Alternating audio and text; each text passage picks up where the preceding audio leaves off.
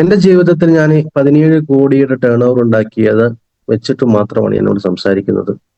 വ്യത്യസ്തമായ മേഖലകളിൽ വന്ന എല്ലാവരും ഇതിൽ വിജയിക്കാത്തത്, വിജയിച്ച ആളുകൾക്ക് മാത്രമുള്ള 3 ക്വാളിറ്റി മാത്രം ഞാൻ പറയാം. ഒന്നാമത്തെ ഒരു ക്വാളിറ്റി എന്ന് പറഞ്ഞാൽ തയ്യാറെടുപ്പാണ്. ഡയറക്ട് സെല്ലിംഗ് ഇൻഡസ്ട്രിയിൽ, പ്രത്യേകിച്ച് മൈ ലൈഫ് സ്റ്റൈൽ നിങ്ങൾ വന്നാൽ, നിങ്ങൾക്ക് വിജയിക്കാൻ ആഗ്രഹിക്കുന്നുണ്ടെങ്കിൽ നിങ്ങൾ ഇതിൽ തയ്യാറെടുപ്പ് നടത്തണം.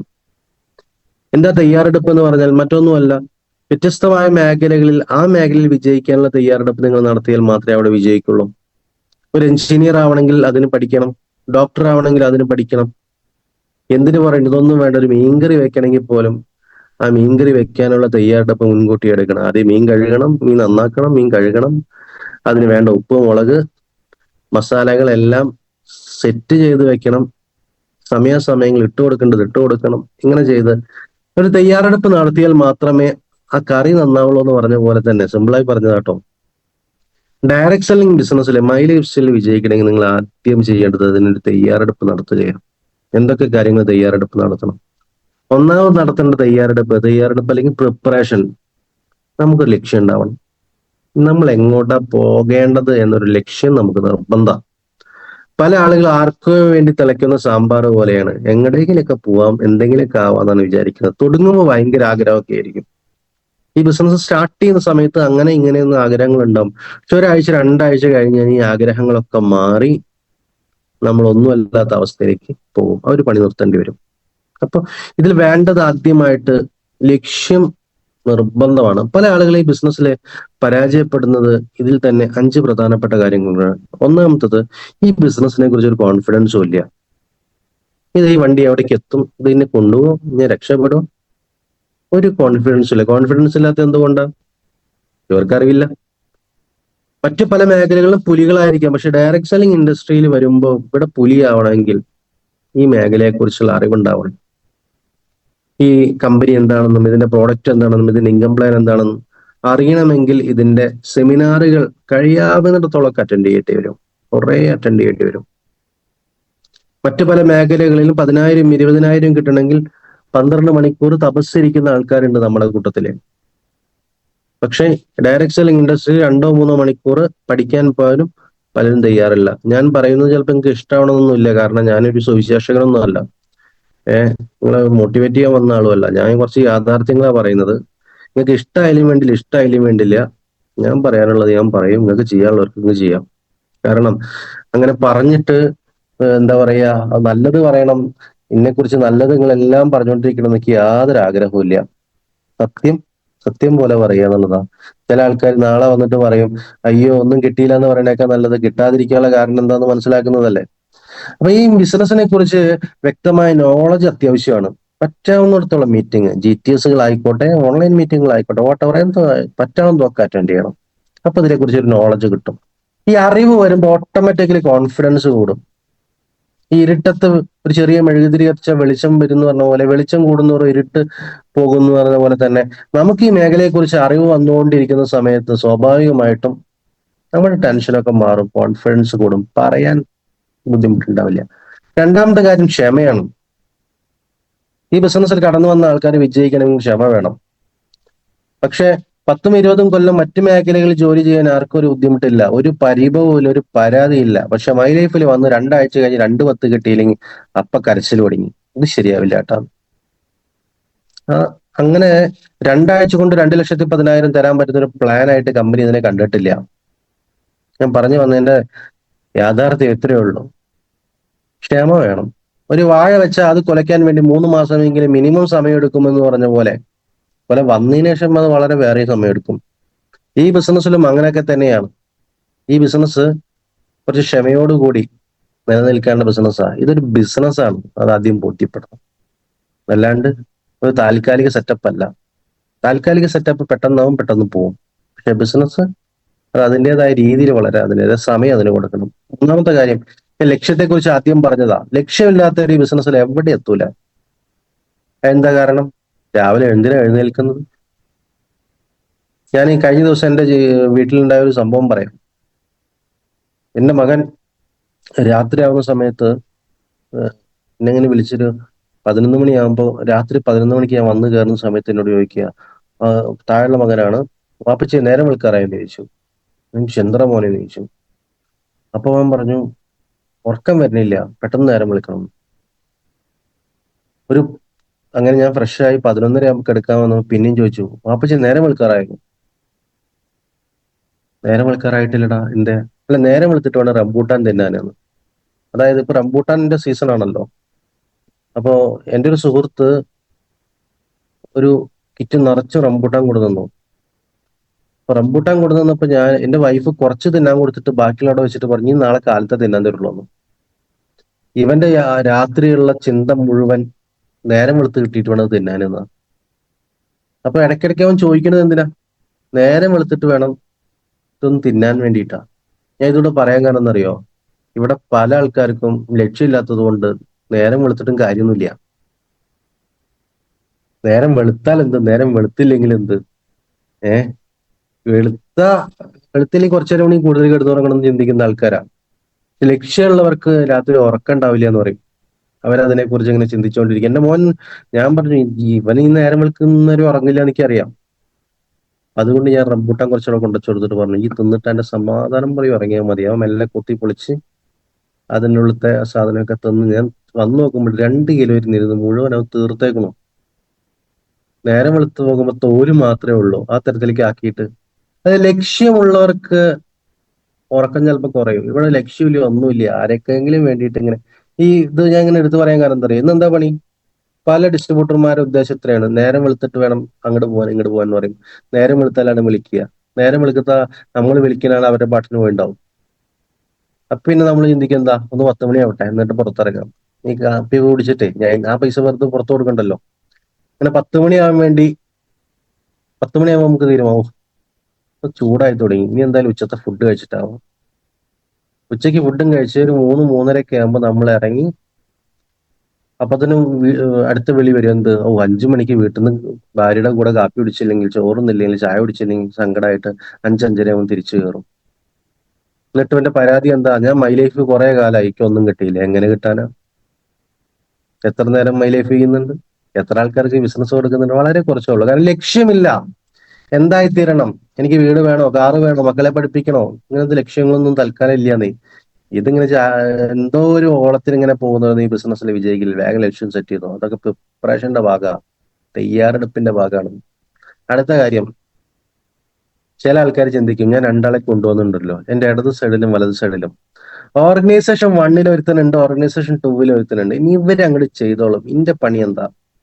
സ്വസ്ഥമായിട്ട് അങ്ങോട്ട് ഇരിക്കുക. എല്ലാ ബുധനാഴ്ചയും കമ്പനി കാശ് തരുന്നത് എണ്ണി എടുക്കുക എന്നുള്ള ചിന്ത ഉള്ളവരുണ്ടാവും. അതായത് 1-2 ആൾക്കാരെ കൊണ്ടുവന്നിട്ട് ഇവര് സെറ്റപ്പ് ആക്കി തരുന്ന ചിന്തിച്ചിരിക്കുന്നത് നമ്മൾ വിട്ടികളാ. പകരം നമ്മൾ റിക്രൂട്ട് ചെയ്തുകൊണ്ടിരിക്കണം. പറ്റാവുന്നിടത്തോളം ആളുകളെ ഈ ബിസിനസ്സിൽ പരിചയപ്പെടുത്തിക്കൊണ്ടിരിക്കണം. യൂസഫ് അലി, ബഹുമാനപ്പെട്ട യൂസഫ് അലി സാറ് ഒരു ലുലുമാള് ആദ്യം എടപ്പള്ളി തുടങ്ങി. അതോടെ നിർത്തിയില്ലല്ലോ. ലോകത്തിന് 40 രാജ്യങ്ങളിൽ അദ്ദേഹത്തിന് ലുലുമാളുണ്ട്. ആയിരക്കണക്കിന് 10,000-കണക്കിന് ആളുകളെ ജോലി ചെയ്യിക്കാനുള്ള സംവിധാനങ്ങൾ കണ്ടെത്തിക്കൊണ്ടിരിക്കുന്നു. ഇതേപോലെയാണ് മൈ ലൈഫ്. നമ്മളും അതേപോലെ ചിന്തിക്കണം. 2 ആളെ തുടങ്ങിയിട്ടാ ഇതിലൊതുങ്ങി എന്ന് പറഞ്ഞ് ചിന്തിക്കുന്നതിന് പകരം കുറെ ആളുകൾക്ക് അവസരം കൊടുത്തുകൊണ്ടിരിക്കണം. അങ്ങനെ അവസരം കൊടുത്തുകൊണ്ടിരിക്കുമ്പോഴാണ് നല്ല ആളുകൾ നമ്മുടെ കൂടെ കടന്നു വരിക. 5-മത്തെ ഒരു പോയിന്റ് ഇതില്, ഈ പ്രിപ്പറേഷനുമായി ബന്ധപ്പെടുത്തി പറയുന്ന 5-മത്തെ പോയിന്റ്, പലരും നിർത്തിപ്പോയ കാരണം എപ്പോഴും നെഗറ്റീവ് പറയുന്ന കുറെ സുഹൃത്തുക്കളുണ്ട്. അവരുടെ കൂടെയാണ് സമ്പർക്കം. തിന്നലും കുടിക്കലും സംസാരിക്കലൊക്കെ ചിലപ്പോൾ വീട്ടിലും ഉണ്ടാവും കേട്ടോ. എന്ത് പറഞ്ഞാലും അതിന് നെഗറ്റീവ് മാത്രമേ പറയുള്ളൂ. ഒന്നിന്റെ പോലും പോസിറ്റീവ് അവർക്ക് ജന്മണ്ടെങ്കിൽ അറിയില്ല. ഈ പറഞ്ഞ ആൾക്കാരെ കൂടെ നിങ്ങൾ കൂടിക്കഴിഞ്ഞാൽ നിങ്ങൾ എത്ര നല്ലവനാണെങ്കിലും നിങ്ങളുടെ തലവരെ അവർ മാറ്റിത്തരും. അപ്പൊ എന്ത് ചെയ്യണം? നെഗറ്റീവ് സമ്പർക്കമുള്ളവരൊന്ന് വിട്ടു നിൽക്കുക. അവന്മാരവിടെ ഉണ്ടായിക്കോട്ടെ. അവരെ അടുത്ത് പോയിട്ട് ബിസിനസ് പറയാനും അവരെ മോട്ടിവേറ്റ് ചെയ്യാനും അവരെ നന്നാക്കാനും നോക്കണ്ട. പടച്ച റബ്ബ് നന്നാക്കാൻ പറ്റാത്ത ആൾക്കാരെ പിന്നെ നിങ്ങൾ നന്നാക്കെങ്കിൽ വല്ല കാര്യം ഉണ്ടാവും. അപ്പൊ അവരിൽ നിന്ന് മാറി നിൽക്കുക. അവരുടെ അടുത്ത് ബിസിനസ് പറയലും അവരെ കൂടെ കൂടലും കുറച്ചു കാലം കഴിഞ്ഞ് ഇവരെന്നെ നിങ്ങൾക്ക് വന്ന് കയ്യടി തരും.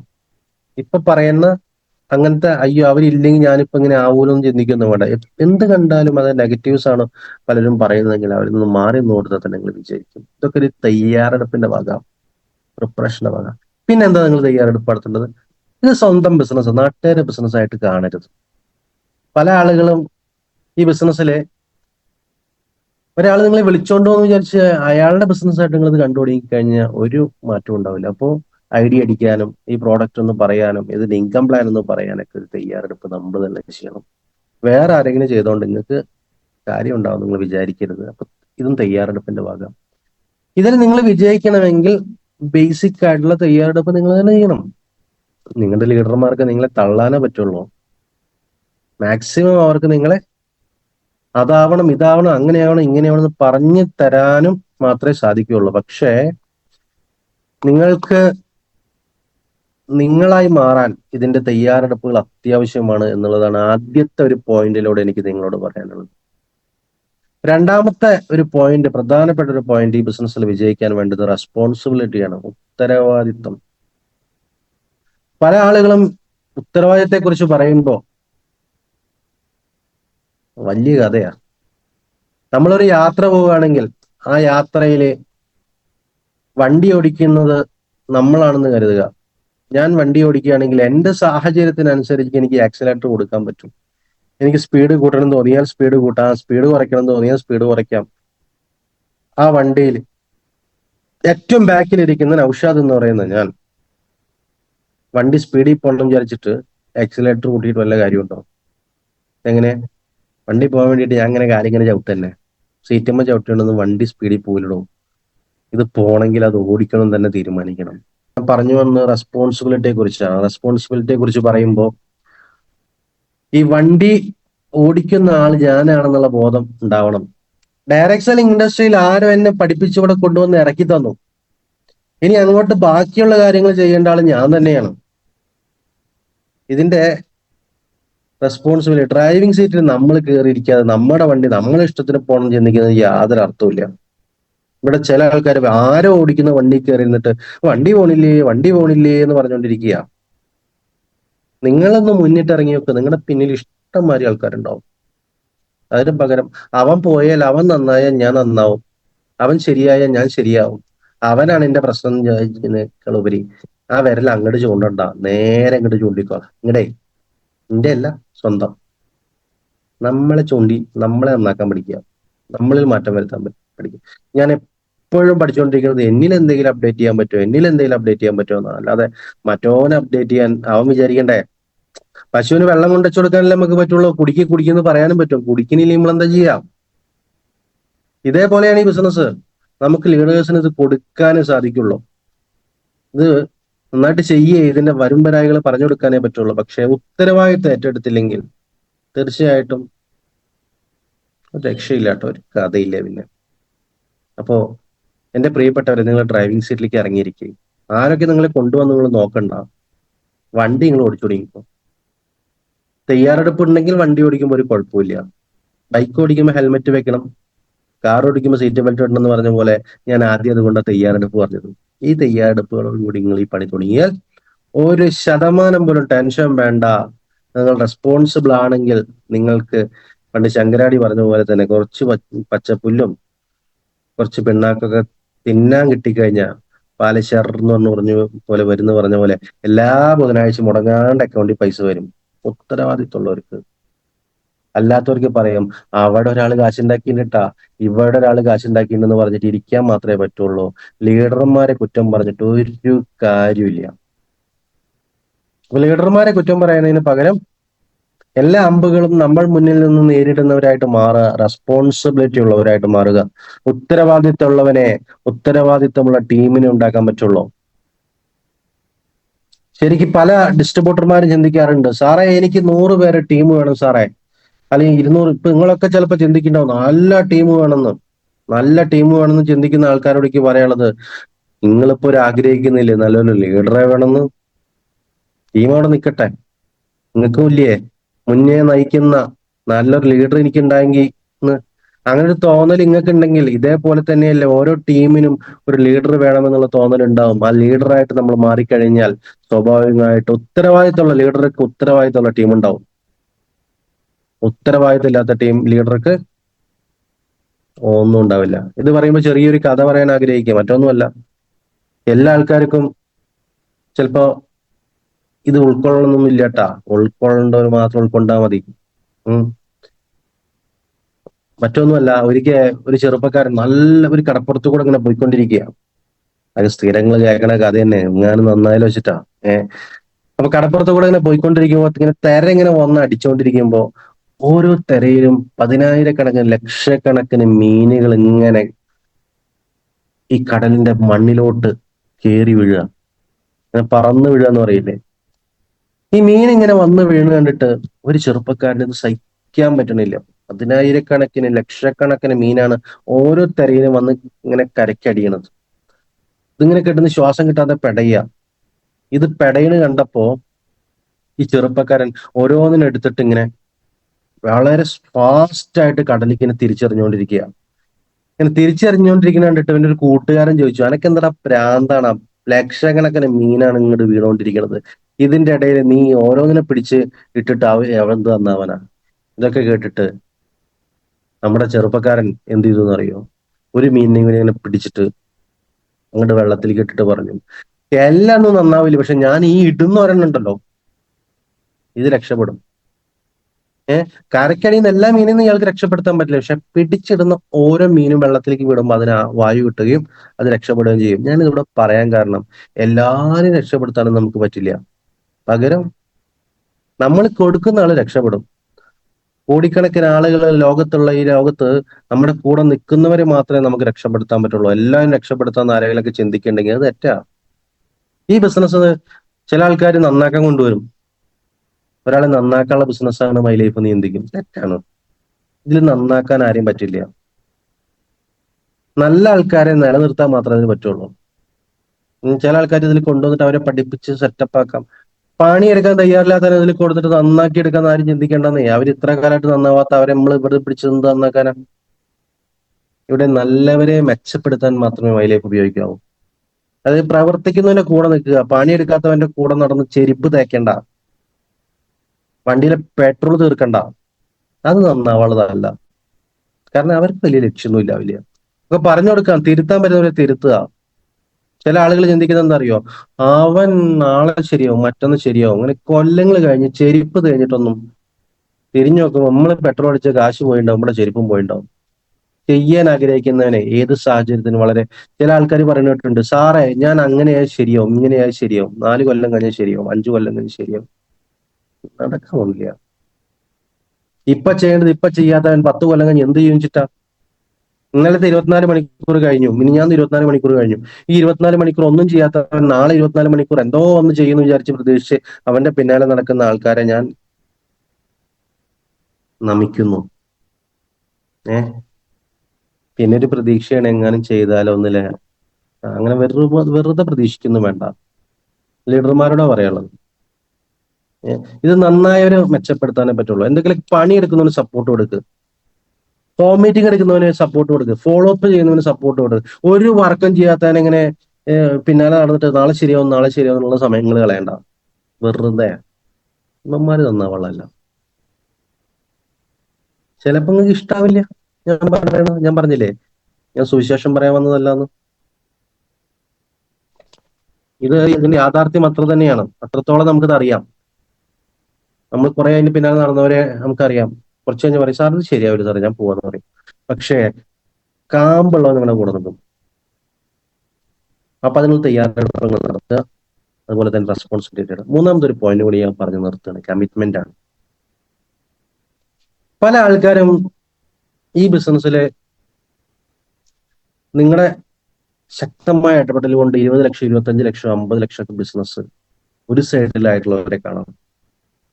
ഒരു സൈഡിലൊക്കെ നിങ്ങൾ അവരുടെ അടുത്തൊക്കെ പോയിട്ട് പറയും, 25 ലക്ഷം ഒരു സൈഡിലായി, ഇനി മറ്റേ സൈഡിലും കൂടി ആയിക്കഴിഞ്ഞാൽ നിങ്ങൾ വലിയ സാറാവും സാറേ എന്ന് പറയും. അപ്പൊ അവര് പറയും, എന്നാ മറ്റേ സൈഡിൽ ഈ 25 ലക്ഷം വെച്ചായോ എന്ന് പറയും. ഒരു സൈഡിൽ ഏതായാലും ചെയ്തന്നില്ലേ, ഈ മറ്റേ സൈഡിലും കൂടി ഒന്നാക്കിത്തായോ. ഈ 25 ലക്ഷം ഉണ്ടാക്കിയതിന്റെ വല്ല ബുദ്ധിമുട്ട് അവൻ ഉണ്ടായിട്ടുണ്ടാ? ഇത് അറിഞ്ഞിട്ട് പോലും അവൻ ഉണ്ടാവില്ല. അവൻ എന്ത് കമ്മിറ്റ്മെന്റ് ഇതിൽ ഉണ്ടാവാനാ? നിങ്ങൾക്ക് വിജയിക്കണോ? നിങ്ങൾ ഇതിൽ കമ്മിറ്റഡ് ആവണം. എന്താണ് കമ്മിറ്റ്മെന്റ്? കമ്മിറ്റ്മെന്റ് എന്ന് പറഞ്ഞാൽ മാറ്റമാണ്. ഒരു മാറ്റം നിങ്ങളുടെ ജീവിതത്തിൽ ഇന്ന് വരെ ചെയ്യാത്തൊരു പണി നിങ്ങൾ ചെയ്യുമ്പോൾ ഒരു മാറ്റമാണ് നിങ്ങളുടെ ജീവിതത്തിൽ തുടങ്ങുന്നത്. ഈ മാറ്റം നിങ്ങളെ അസ്വസ്ഥരാക്കും, ഉറപ്പാ. ഒരു മാറ്റം നമുക്ക് അസ്വസ്ഥതയാണ് തരിക, സന്തോഷമല്ല തരിക. നിങ്ങൾ ആദ്യം ആലോചിക്കുക. ഇത്ര കാലമായിട്ട് മോർണിംഗ് മീറ്റിൽ കയറാത്ത ആൾ ഇന്ന് ഈ മോർണിംഗ് മീറ്റിൽ കയറിയിട്ടുണ്ടെങ്കിൽ അവൻ അതൊരു ബുദ്ധിമുട്ട് തന്നെയാണ്. ഇത്ര നാളായിട്ട് കേൾക്കാത്ത ഒരാളെ കേൾക്കുമ്പോൾ ചിലപ്പോൾ ഒരു അസ്വസ്ഥത ഉണ്ടാവും. ഈ അസ്വസ്ഥത നിങ്ങൾക്ക് വേദന ഉണ്ടാക്കും. അസ്വസ്ഥത സന്തോഷമല്ല തരിക, അത് വേദനയാണ്. ഈ വേദന ഉണ്ടല്ലോ, പെയിൻ, ഈ പെയിനാണ് നിങ്ങൾക്ക് കമ്മിറ്റ്മെന്റ് തരിക. ഇതെന്താ അങ്ങനെ പറഞ്ഞാൽ മനസ്സിലാവില്ല ചിലർക്ക്. നിങ്ങൾ ആദ്യമായിട്ടൊരു സാരി ഉടുത്തതിനെ കുറിച്ച് ഒരു സ്ത്രീ ആലോചിച്ച് നോക്ക്, അതൊരു അസ്വസ്ഥതയാണ്. അതായത് നിലവിൽ ചുരിദാറൊക്കെ ഇട്ട് നടക്കുന്ന ആള് ഒരു സാരി ഉടുത്തപ്പോൾ ആദ്യമായിട്ട് അത് ഒരു അസ്വസ്ഥത വന്നു, ഒരു മാറ്റം, അസ്വസ്ഥത ഉണ്ടാക്കി. ആദ്യമായിട്ട് ഷൂ ഇട്ട ആൾ ആലോചിച്ച് നോക്ക്, മാറ്റം, അസ്വസ്ഥത ഉണ്ടാക്കി. തുറച്ചില്, കാല് ചൊറിയ. ഒരു ബെൽറ്റും പാന്റ് ഇൻസൈഡ് ചെയ്തവൻ ആലോചിച്ച് നോക്ക്, മാറ്റം, അസ്വസ്ഥത ഉണ്ടാക്കി. ഇതേപോലെ മീറ്റിംഗും പ്രോഗ്രാമൊക്കെ തുടക്കത്തിൽ നിങ്ങൾക്ക് അസ്വസ്ഥതയുണ്ടാക്കും. പക്ഷേ ഈ അസ്വസ്ഥത ചിലപ്പോൾ നിങ്ങളെ വേദനിപ്പിക്കും. എങ്ങനെയാ? കോഴിക്കോട് ഒരു മീറ്റിംഗ് ഉണ്ട് കേട്ടാ എന്ന് ലീഡർ പറയുമ്പോ പോവാൻ താല്പര്യമില്ല. അങ്ങോട്ട് കെട്ടി തൂങ്ങിപ്പോയവൻ 1, 2, 3, 4, 5 തവണ യാത്ര ചെയ്ത് പോയവന് അവിടെ ഒരു വേദനയുണ്ട്. ഈ വേദനയാണ് അവർക്ക് ആ പ്രസ്ഥാനത്തിനോട് കമ്മിറ്റ്മെന്റ് ഉണ്ടാവുന്നത്. വേദനയില്ലാതെ എന്തെങ്കിലും ആരെങ്കിലും നേടിയിട്ടുണ്ടെങ്കിൽ അതിലൊരു ആ വിജയത്തിനൊരു സുഖമില്ല എന്നാ ഞാൻ പറയാം. സുഖം കുറച്ച് കുറവാണ്. വെറുതെ അതെങ്ങനെ ഒരു എക്സാമ്പിൾ പറയാം. ഈ കമ്മിറ്റ്മെന്റിനെ കുറിച്ച് പറയുമ്പോൾ ഒരു കുറെ സ്ത്രീകളുണ്ടല്ലോ, അവരെ അവരെ നമ്മൾ നമിച്ചേ പറ്റൂ. ഈ മീറ്റിംഗിൽ ഒരുപാട് ആളുകൾ രാവിലെ അടുക്കളപ്പണി മാറ്റിയിരുത്തി വീഡിയോ വരെ ഓൺ ചെയ്തിരിക്കുന്നുണ്ട്. Big salute. നിങ്ങളുടെ ജീവിതത്തിൽ വലിയ മാറ്റം ഉണ്ടാവും, ഒരു സംശയവുമില്ല. നിങ്ങൾ കൊടുക്കുന്ന പെയിനുള്ള ഫലം നിങ്ങൾക്ക് ഉറപ്പായിട്ടും കിട്ടും. സ്ത്രീകളെ കുറിച്ച് പറയുമ്പോൾ കുട്ടിയോട് ഏറ്റവും കൂടുതൽ സ്നേഹം അമ്മയ്ക്കാണോ അച്ഛനാണോ എന്ന് ചോദിച്ചാൽ എല്ലാവരും ഒറ്റ വാക്കിൽ പറയും, അമ്മയ്ക്കാണ് കുട്ടിയോട് ഏറ്റവും കൂടുതൽ സ്നേഹം. എന്തുകൊണ്ടാ? അമ്മയ്ക്ക് മക്കളോട് സ്നേഹം കൂടാൻ കാരണം വളരെ സിമ്പിളാ. നിങ്ങൾ ആലോചിച്ച് നോക്കൂ, ഒരു സാധാരണ അമ്മ ഗർഭം ധരിക്കുമ്പോഴുള്ള ഒരു അവസ്ഥയെ കുറിച്ച് ചിന്തിച്ചു നോക്ക്. നോർമലായിട്ട് സുഖമായിട്ട് പോകുന്ന ഒരു പെണ്ണ് പ്രഗ്നന്റ് ഗർഭിണിയായി 1-ാമത്തെ മാസം മുതൽ 3 മാസം വരെ ആ സ്ത്രീയുടെ അവസ്ഥ ആലോചിച്ച് നോക്ക്. ഒരു മണവും പറ്റില്ല, തിന്നാനും പറ്റില്ല, കുടിക്കാനും പറ്റില്ല. എന്ത് അങ്ങോട്ട് കൊടുത്തോ ഇങ്ങോട്ട് വരും. അപ്പൊ പലരും പറയും അത് കുഴപ്പമില്ല, 3 മാസം കഴിഞ്ഞാൽ ശരിയാവും. 3 മാസം കഴിഞ്ഞത് ശരിയാവോ? ഇല്ല, അസ്വസ്ഥതയാണ്. 3 മാസം കഴിഞ്ഞാൽ ഇത് ശരിയാവില്ല. അപ്പൊ പറയും 6 മാസം കഴിഞ്ഞാൽ ശരിയാവും. എങ്ങനെ ശരിയാവാനോട് ചങ്ങായിമാരെ? ഒരു 2 കിലോ ഇഷ്ടിക വയറ്റത്തും കെട്ടിവെച്ചിട്ട് അങ്ങോട്ട് തിരിയാൻ വയ്യ ഇങ്ങോട്ട് തിരിയാൻ വയ്യാത്തൊരു അവസ്ഥയെ കുറിച്ച് നിങ്ങൾ ആലോചിച്ച് നോക്ക്. 2 കിലോന്റെ ഇഷ്ടിക ഒന്ന് വയറ്റത്ത് കെട്ടിവെച്ച് നടന്നു നോക്ക്, അപ്പൊ അറിയാൻ പറ്റും. ഇത് ഇവരിങ്ങനെ കെട്ടിവെച്ച് നടന്ന് നടന്ന് നടന്ന് ഉള്ളിന്ന് കെട്ടിവെക്കണം, നമ്മൾ കെട്ടിവെക്കണതല്ല. 2 കിലോ 3 കിലോ വരെയൊക്കെ വെയിറ്റ് ഉള്ള സാധനത്തെ ഇങ്ങനെ ഉറങ്ങുമ്പോഴും നടക്കുമ്പോഴും കെടുക്കുമ്പോഴും തിരിയുമ്പോഴും മറിയുമ്പോഴും ഇങ്ങനെ കൊണ്ടു നടന്ന് അപ്പൊ ആൾക്കാർ വരും. അത് പ്രസവിക്കുന്നവരല്ലേ, അത് കഴിഞ്ഞാൽ ശരിയാവും. ലോകത്ത് വേദനയ്ക്ക് വിലയില്ലാത്തൊരു റൂമുണ്ട്, അതാണ് ലേബർ റൂം എന്ന് പറയും. ഒരു വേദനയ്ക്ക് ഒരു വിലയില്ലാത്ത ഇത്രയും വൃത്തികെട്ട റൂം വേറെ ലോകത്തില്ല. എന്താ കാരണം? ഇവരിങ്ങനെ പോയിട്ട് അയ്യോ കരഞ്ഞിട്ട് വേദനിക്കണേ എന്നെ നോക്കണേന്നൊക്കെ പറയും. അപ്പൊ അപ്പുറത്ത് വേറെ ആൾ കിടന്ന് കരയുണ്ടാവും. സിസ്റ്റർമാർ എങ്ങടാ പോവുക? ഇവര് അവിടെ ഒതുങ്ങി കിടക്കണീന്ന് പറഞ്ഞിട്ട് അപ്പുറത്ത് പോകും. അപ്പൊ കരച്ചു ഇത് നിൽക്കൊന്നുമില്ല, ഇതിങ്ങനെ കരഞ്ഞുകൊണ്ടിരിക്കും. വേദനിക്കണ്ട വല്ല വേലി. 20 ടോണാണ് ഒരു മനുഷ്യന്റെ മരണത്തിന് വേണ്ട വേദന, അതിന്റെ അടുത്ത് വരെ എത്തും. അങ്ങനെ പ്രസവിച്ചു കഴിഞ്ഞാൽ തീരുന്ന വിചാരിച്ചത്.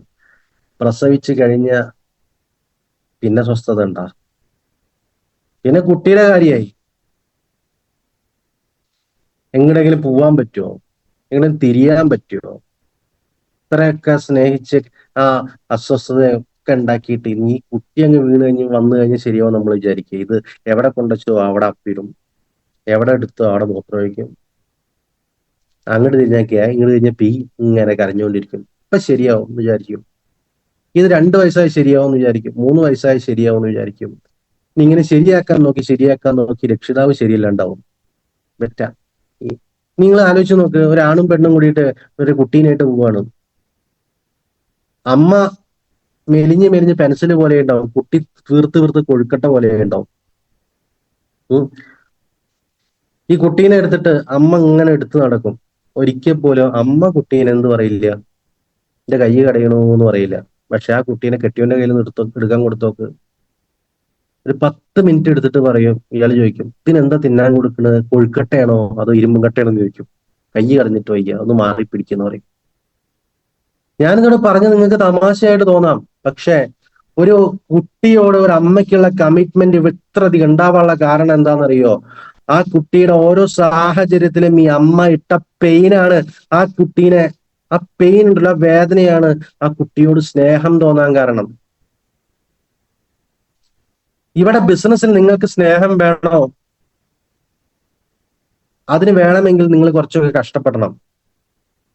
എങ്ങനെ കഷ്ടപ്പെടണം? നിങ്ങൾ ഇതിനു വേണ്ടി ഇതിന്റെ പ്രോഗ്രാമിന് പോകുമ്പോൾ കുറച്ച് ബുദ്ധിമുട്ടൊക്കെ ഉണ്ട് അവിടെ പോയിരിക്കാൻ. ഇതിന്റെ മീറ്റിംഗ് അറ്റൻഡ് ചെയ്യാൻ കുറച്ച് ബുദ്ധിമുട്ടൊക്കെ ഉണ്ടാവും. ഇങ്ങനെ ബുദ്ധിമുട്ടിയും ട്രെയിനിങ്ങും കഷ്ടപ്പാടൊക്കെ അറ്റൻഡ് ചെയ്ത് ബുദ്ധിമുട്ടിയിട്ടാണ് നിങ്ങൾ വന്നതെങ്കിൽ തീർച്ചയായിട്ടും ഇന്നല്ലെങ്കിൽ നാളെ ഒരുത്തം വന്നിട്ട് പറയാണ് ഇത് മണിച്ചേൻ എന്ന് പറയുമ്പോൾ നിർത്തിപ്പോകാൻ തോന്നില്ല. കാരണം നിങ്ങൾ ഇതിൽ വേദന അനുഭവിച്ചിട്ടുണ്ട്. വിജയിച്ച് അടങ്ങാൻ പറ്റുള്ളൂ. വേദന ഇല്ലാത്തവന് വിജയിച്ചില്ലെങ്കിൽ കുഴപ്പമൊന്നുമില്ല. ഇതിന്റെ പിന്നാലെ നടന്നോനെ ഇത് കൂടെ നേടിയില്ലെങ്കിൽ പ്രശ്നം തന്നെയാ. നമുക്കൊന്നും നിർത്തിപ്പോകാൻ പറ്റാതെ വന്നത് അതുകൊണ്ടാ. തുടക്കത്തിലെ ലോകത്ത് നിങ്ങളിപ്പോ വിചാരിക്കുന്നു ഇന്ന് എത്ര ഔഷധം ഞാൻ ആയിട്ടുണ്ടെങ്കിൽ ഇന്ന് വീടും കാറും സംവിധാനങ്ങളും ഈ പിന്നി കിടന്നതൊക്കെ കിട്ടിയ ട്രോഫികളാണ്. ഒരു ട്രോഫി ടീം കോർഡിനേറ്റർ ആയപ്പോ ഒരു ട്രോഫി കിട്ടി. അപ്പൊ 25,000 കിട്ടിയ 30,000 കിട്ടിയപ്പോ ഒരു ട്രോഫി കിട്ടി. ATC ആയപ്പോ ഒരു ട്രോഫി കിട്ടി. 60,000 കിട്ടിയപ്പോ ഒരു ട്രോഫി കിട്ടി. DTC 90,000 കിട്ടിയപ്പോ ഒരു ട്രോഫി കിട്ടി. 1,00,000 കിട്ടിയപ്പോ ഒരു ട്രോഫി കിട്ടി. ഇപ്പൊ ഏകദേശം 50 ലക്ഷത്തിന് പുറത്ത് കുറയാത്ത വരുമാനം മൈലൈഫ് കൂടെ വാങ്ങിച്ചിട്ടുണ്ട്. സ്വാഭാവികമായിട്ട് കൂടെ വന്ന 23 പേര്, നാളേക്ക് 24 ആൾക്കാർ കാറ് വാങ്ങിക്കും എന്റെ ടീമില്. ഞാൻ കടന്നു വന്നത് സാധാരണ വീട്ടുന്ന ഒരു കൂലിപ്പണിക്കാരന്റെ മോനെ. പറഞ്ഞു വന്നത്, ഇത് ആദ്യ സമയത്ത് ഇതിന്റെ ട്രെയിനിങ് പ്രോഗ്രാം അറ്റൻഡ് ചെയ്യണമെങ്കിൽ ഞാൻ നിങ്ങളെ കോഴിക്കോടും വന്ന് പ്രോഗ്രാം അറ്റൻഡ് ചെയ്തിട്ടുണ്ട്. അങ്ങ് തിരുവനന്തപുരത്തും പോയിട്ട് പ്രോഗ്രാം അറ്റൻഡ് ചെയ്തിട്ടുണ്ട്. അന്ന് 10 പൈസ കിട്ടാത്ത സമയത്താണ് ഇതിന്റെ ട്രെയിനിങ്ങിന് പോയിരുന്നത്. 1-2 പോയപ്പോ തന്നെ എനിക്ക് തോന്നി ഇത്രയൊക്കെ ഞാൻ കഷ്ടപ്പെട്ടിട്ട് ഇതിന്റെ ട്രെയിനിങ്ങുകളൊക്കെ അറ്റൻഡ് ചെയ്യുന്ന നിലയ്ക്ക് ഇത് നിർത്താൻ പറ്റുമോ? എവിടെ നിർത്താൻ പറ്റണം? ട്രെയിനിങ് ഒന്നും അറ്റൻഡ് ചെയ്തിട്ടില്ലെങ്കിൽ, ഇതിന് വേദനയൊന്നും അനുഭവിച്ചില്ലെങ്കിൽ എനിക്ക് നിർത്താമായിരുന്നു. എന്റെ പ്രിയപ്പെട്ടവർ, നിങ്ങൾ രക്ഷപ്പെടണോ? നിങ്ങൾക്ക് ജീവിതത്തിൽ നിങ്ങൾ ആഗ്രഹിക്കുന്നത് കിട്ടണോ? കുറച്ച് കമ്മിറ്റ്മെന്റ് കാണിക്കുക. ആരോടൊക്കെ കാണിക്കണം അതുകൂടി പറഞ്ഞു നിർത്താം. ആദ്യം കമ്മിറ്റ്മെന്റ് കാണിക്കേണ്ടത് സ്വന്തം നഫ്സിനോട്. സ്വയം കമ്മിറ്റ്മെന്റ് കാണിക്കുക. നമ്മളോട് തന്നെ ഒന്ന് വൃത്തിയിലും വെടുപ്പിലൊക്കെ നടക്കാൻ പഠിക്കുക. അതാണ് ആദ്യത്തെ ഭാഗം. പിന്നെ നമ്മുടെ ലക്ഷ്യങ്ങൾ, സ്വപ്നങ്ങളോട് കമ്മിറ്റ്മെന്റ് കാണിക്കണം. നമുക്ക് എന്തിനോടൊക്കെയാണ് ഈ കമ്മിറ്റ്മെന്റ്? മലയാളം അർപ്പണ മനോഭാവം എന്നാണ് കേട്ടോ. കമ്മിറ്റ്മെന്റ് മൈൻഡ് എന്ന് വരേണ്ട ഒരു സാധന. അർപ്പണ മനോഭാവം, ആത്മാർത്ഥത. പിന്നെ കമ്മിറ്റ്മെന്റ് കാണിക്കേണ്ടത് ആരോട്? നമ്മുടെ സ്വപ്നങ്ങളോട് കമ്മിറ്റ്മെന്റ് കാണിക്കുക. പിന്നെ കമ്മിറ്റ്മെന്റ് കാണിക്കേണ്ടത് എന്തിനോടാ? നമ്മുടെ ബിസിനസ്സിനോട് കമ്മിറ്റ്മെന്റ് കാണിക്കുക. പിന്നെ കമ്മിറ്റ്മെന്റ് കാണിക്കേണ്ടത് നമ്മുടെ അനുയായികളോട്, നമ്മുടെ ഡിസ്ട്രിബ്യൂട്ടർമാരോട് കമ്മിറ്റ്മെന്റ് കാണിക്കുക. കൊണ്ടുവരുന്നതോടുകൂടി തീരരുത് നമ്മുടെ ഉത്തരവാദിത്തം. അവരെ രക്ഷപ്പെടുത്തുന്നത് വരെ അവരെ പിന്തുടർന്നുകൊണ്ടിരിക്കണം. അതാണ് കമ്മിറ്റ്മെന്റ്. ഏത് സാഹചര്യത്തിൽ നമ്മൾ ഓണായിരിക്കണം. ഇത് പല ആൾക്കാരും ഏത് സമയത്തും ഓഫാണ്. ആരൊക്കെ വിചാരിച്ചാലും ഓണാവില്ല. ഇത് ഓണായിക്കൊണ്ടിരിക്കണം. പറയുന്ന വാക്കിനോട് ആത്മാർത്ഥത പുലർത്തണം. നീതിയുള്ളവരായിരിക്കും. അപ്പൊ അതിനൊക്കെ നിങ്ങൾക്ക് സാധിക്കും. സാധിക്കാത്തവരൊന്നും പോയി മീറ്റിംഗ് കയറുമല്ലോ. കുറെ ആളുകൾ മീറ്റിങ്ങിലുണ്ട്. 389 ആൾക്കാര് ലൈവാണ്. അല്ല കുറെ ആൾക്കാർ വന്നിട്ട് ഇവിടെ എന്താ നടക്കണം നോക്കിയിട്ട് ഇയാൾ ശരിയാണോ നോക്കിയിട്ട് പോയവർ ഒരുപാടുണ്ടാവും. അത് വേറെ. എനിവേ, ഞാൻ നിർത്തുക. ഞാൻ വല്ലാണ്ട് നിങ്ങളെ ബോറടിപ്പിക്കണില്ല. ആദ്യം പറഞ്ഞ പോയിന്റ് തയ്യാറെടുപ്പാണ്. പ്രിപ്പറേഷനിൽ ഞാൻ ആദ്യം പറഞ്ഞു, നിങ്ങൾ 5 പ്രധാന കാര്യങ്ങൾ ശ്രദ്ധിക്കുക. 1, ലക്ഷ്യം സെറ്റ് ചെയ്യുക. അതുപോലെ തന്നെ ഇതിനെക്കുറിച്ച് പഠിക്കാൻ തയ്യാറാവുക. ക്ഷമയോടുകൂടി നീങ്ങുക. നെഗറ്റീവ് പറയുന്നതിൽ വിട്ടു നിൽക്കുക. അതുപോലെ തന്നെ റിക്രൂട്ട്മെന്റ് നടത്തിക്കൊണ്ടിരിക്കുക. പിന്നെ ഞാൻ ഉത്തരവാദിത്തത്തെ കുറിച്ചാണ് പറഞ്ഞത്. നമ്മുടെ വണ്ടി നമ്മൾ തന്നെ ഓടിക്കണം. മറ്റുള്ളവർ ഓടിക്കുമെന്ന് വിചാരിച്ച് കാത്തിരിക്കാതിരിക്കുക. 3ാമത് പറഞ്ഞ കമ്മിറ്റ്മെന്റ് ആണ്. കമ്മിറ്റഡ് ആയിരിക്കുക. ആത്മാർത്ഥത ഉള്ളവരായിട്ട് മാറുക. അങ്ങനെ മാറുന്നവരുടെ ജീവിതത്തിലെ മാറ്റങ്ങൾ ഉണ്ടാവുള്ളൂ. വലിയ മാറ്റം ഉണ്ടാക്കാനും വലിയ റിസൾട്ട് ഉണ്ടാക്കാനും നിങ്ങൾക്ക് സാധിക്കട്ടെ. നിങ്ങളെല്ലാം മികച്ചവരാണ്. ജീവിതത്തിലെ നാനാതുറകളിൽ നിന്നും വലിയ സംവിധാനത്തിൽ നിങ്ങൾ കടന്നെത്തിയിട്ടുണ്ട്. വിളിച്ചുകൊണ്ട് വന്നവരോട് ആത്മാർത്ഥമായിട്ട് അവരെ കൂടെ നിന്ന് പഠിച്ചെടുക്കാൻ തയ്യാറാവുക. അങ്ങനെ പഠിച്ചെടുക്കാൻ തയ്യാറുള്ളവരുടെ ജീവിതത്തിൽ വെള്ളി വെളിച്ചം വീശട്ടെ എന്ന് മാത്രം പ്രാർത്ഥിച്ചുകൊണ്ട്, നിങ്ങളുടെ പ്രാർത്ഥനകളിൽ ഈ പാവപ്പെട്ട എന്നെയും ഉൾപ്പെടുത്തണേ എന്ന് പറഞ്ഞുകൊണ്ട് ഞാൻ തൽക്കാലം വിടവാങ്ങുന്നു. Wish you all the very best. Thank you. ഇതിന്റെ എല്ലാ സംഘാടകർക്കും, ഉമർ ഉസ്താദിനായിക്കോട്ടെ, ദാറാണി ഉസ്താദിനായിക്കോട്ടെ, ഇന്ന് എന്നെ ഇങ്ങോട്ട് ഈ പ്രോഗ്രാമിന് ക്ഷണിച്ചത് നമ്മുടെ തിരുവേഗപ്പുറത്തുള്ള ബഹുമാന്യനായ ഷുഹൈബ് മാസ്റ്ററാണ്. അദ്ദേഹത്തിനും ഈ അവസരത്തിൽ ഞാൻ എൻ്റെ ഹൃദ്യമായ നന്ദി അറിയിച്ചുകൊണ്ട് തൽക്കാലം വിടവാങ്ങുന്നു. All the best. Thank U.